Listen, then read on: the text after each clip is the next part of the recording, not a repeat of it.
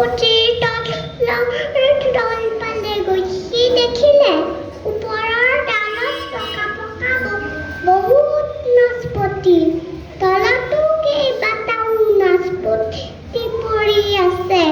সি ভাবিলে নাচপতি মই নিজেই এটা দেউতালৈ মুখতে লৈ যাম, কিন্তু মায়ে কি খাব? এইদৰে ভাবি ভাবিয়ে ক্ৰান্তকামত এটা বুদ্ধি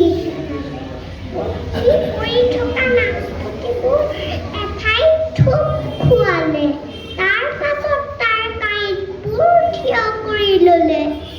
1, 2, 3 বুলি সি ওলোটা খৰ এটা মাৰি নাচপতিবিলাকৰ ওপৰত চিত হৈ পৰিল।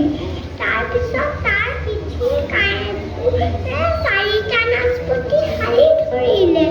পিঠিত নাচপতিবোৰ লৈ চেকু চেকুকৈ সি ঘৰলৈ যাবলৈ ধৰিলে।